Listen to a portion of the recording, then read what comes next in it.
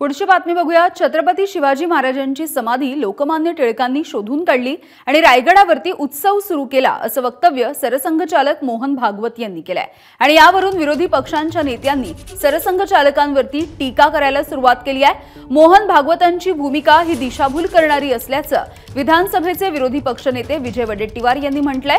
तर समाधी महात्मा फुलेंनी शोधून काढली हा इतिहास बदलता येणार नाही असं छगन भुजबळ म्हणतात। इंग्रजांच्या विरुद्ध लढताना सुद्धा शिवाजी महाराज इथेच होऊन गेले। इथे सुद्धा त्यांचं त्या पद्धतीने स्मरण व्हावं म्हणून जागरण केलं, रायगडावर उत्सव सुरू केला, टिळकांनी ते सगळं शोधून काढलं वगैरे वगैरे।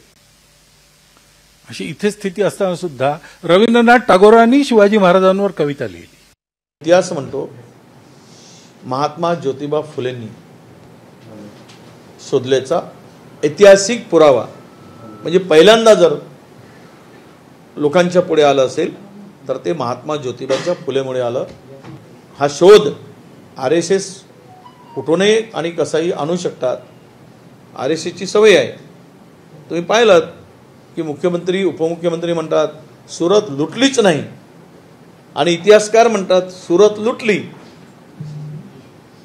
यावरून आपल्या लक्षात येईल की त्या मोहन भागवतांची जी काही भूमिका आहे ती दिशाभूल करणारी आहे, एवढं माझं मत आहे। छत्रपती शिवाजी महाराजांची रायगडावरची जी आहे समाधी ही महात्मा ज्योतिराव फुले यांनीच शोधून काढली। हा इतिहास कुणालाही बदलता येणार नाही आणि त्याचप्रमाणे शिवजयंती उत्सव सुद्धा हा महात्मा ज्योतिराव फुल्यांनीच सुरू केला, हा सुद्धा इतिहास आहे। धन्यवाद। तर जितेंद्र आव्हाडांनी ट्विट करत मोहन भागवतांचा दावा खोडून काढलाय। जितेंद्र आव्हाड आपल्या ट्विटमध्ये काय म्हणतात आपण बघूयात। मोहन भागवतजी इतिहासाच्या कुठल्याही पानावरती लिहिलेलं नाही की शिवरायांची समाधी टिळकांनी शोधून काढली। वास्तविक पाहता शिवरायांची रायगडावरील समाधी महात्मा फुलेंनी शोधून काढल्याबद्दल